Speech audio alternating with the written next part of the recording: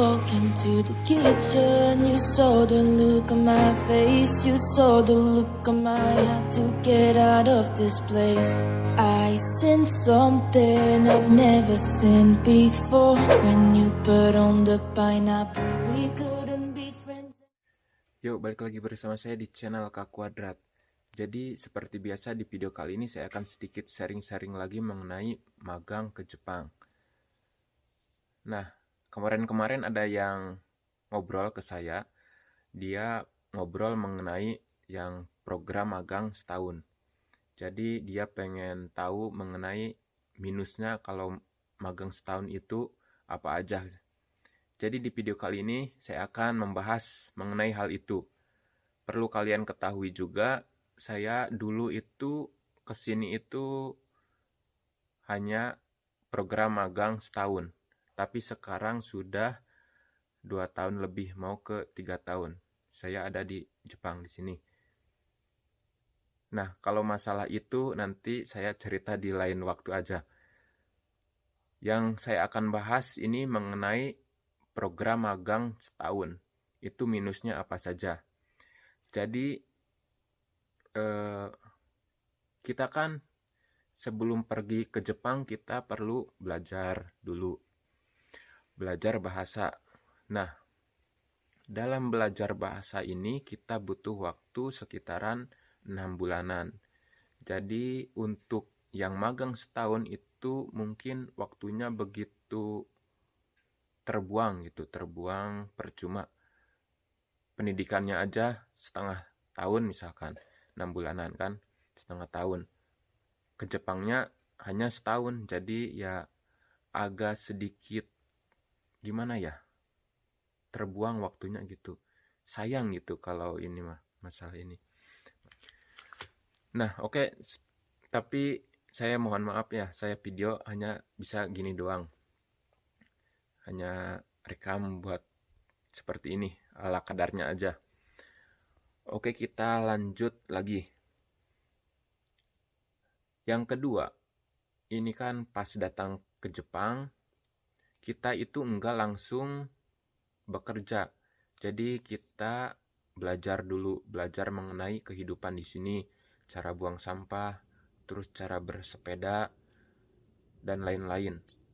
Nah, itu membutuhkan waktu sekitaran 1 bulanan.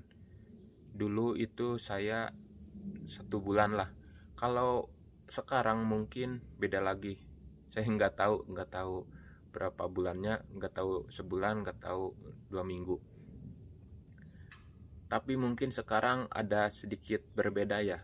Karena ada corona, mungkin ada sebagian yang lewat Zoom saja. Dan dalam setahun itu kan nggak nyampe full gitu, full 12 bulan. Jadi tadi kita kepotong 1 bulan dan kerjanya mungkin hanya 11 bulanan kurang. Jadi dalam waktu 11 bulan itu tabungan kita enggak begitu banyak. Itu minusnya. Ya wajar sih.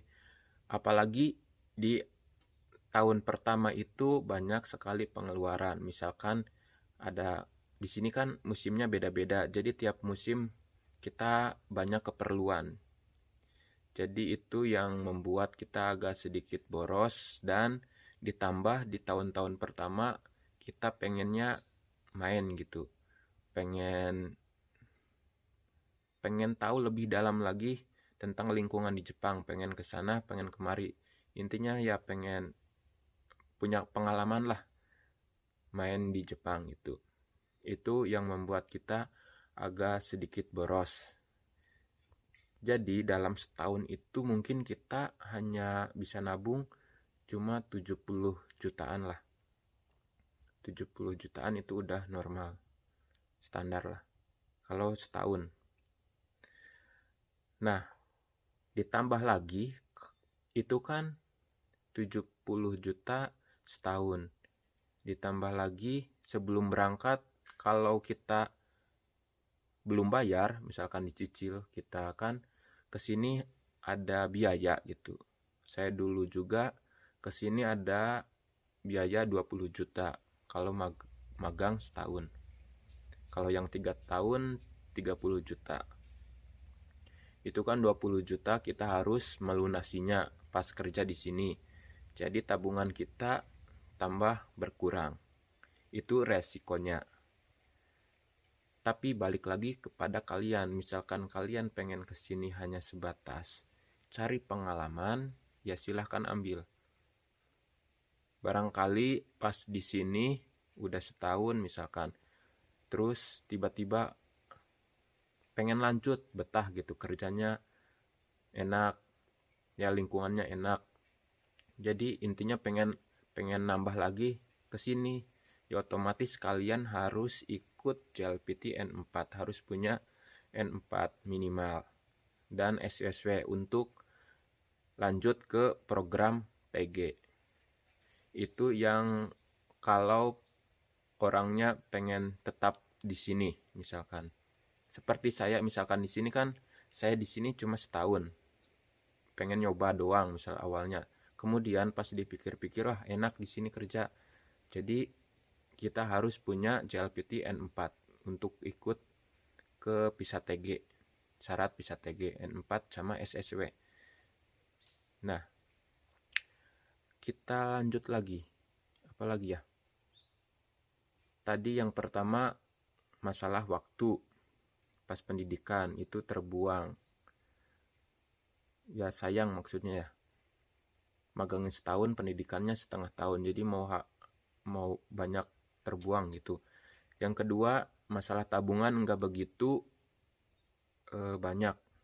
Ya 70 jutaan lah. Dikurangi kita harus bayar masalah administrasi waktu dulu kita berangkat ke Jepang. Kalau kita belum bayar ya. Nah, yang ketiganya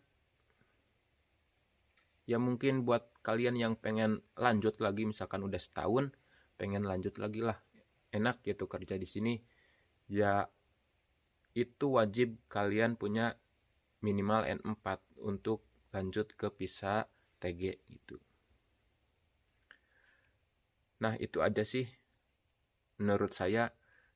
Tapi intinya balik lagi kepada diri kalian masing-masing. Misalkan kalian udah dapat job, misalkan tinggal pendidikan, tinggal terus terbang, ya udah ikutin aja lah alurnya gitu.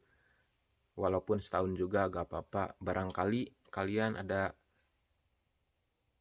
keberuntungan gitu, misalkan udah setahun terus tiba-tiba diperpanjang, kan siapa tahu kayak gitu. Jadi nggak usah dibawa pusing lah, jalani aja. Misalkan udah setahun, kalau nggak kuat pengen pulang ya udah tinggal pulang gitu aja. Kalau setahun, kalau pengen lanjut ya usahakan kalian belajarnya rajin lagi. Misalkan enggak diperpanjang di pabrik tersebut, kalian ambil PISA TG. Dalam setahun kalian harus belajar lah yang giat gitu pas di Jepangnya. Tapi kesimpulannya untuk yang setahun itu, buat yang pengen cari pengalaman doang sih oke-oke aja. Bisa kalian ikut ke program magang yang setahun. Jadi misalkan kalian pengen, saya pengen ngerasain doang gitu Jepang gitu sebentar gitu. Kalau 3 tahun kelamaan misalkan, ya silahkan ambil aja yang setahun. Kalau yang udah terlanjur dapat job 1 tahun, ya udah jalani aja. Barangkali kalian juga bisa beruntung seperti saya. Di sini saya juga dulunya cuma program magang setahun, tapi sekarang saya sudah 2 tahun lebih, mau 3 tahun di sini. Ya itu sih rezeki masing-masing orang ya.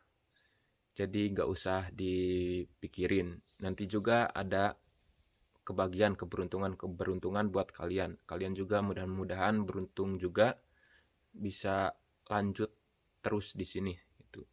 Dan juga bisa mengumpulkan buat modal di Indonesia. Itu aja sih. Oke, mungkin cukup sekian dulu videonya dari saya. Semoga bisa bermanfaat buat kalian. Dan jangan lupa jika suka dengan video ini di like dan di subscribe juga bagi yang belum.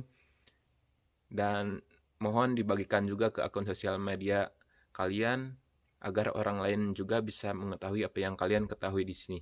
Oke, sampai jumpa di video selanjutnya. Bye.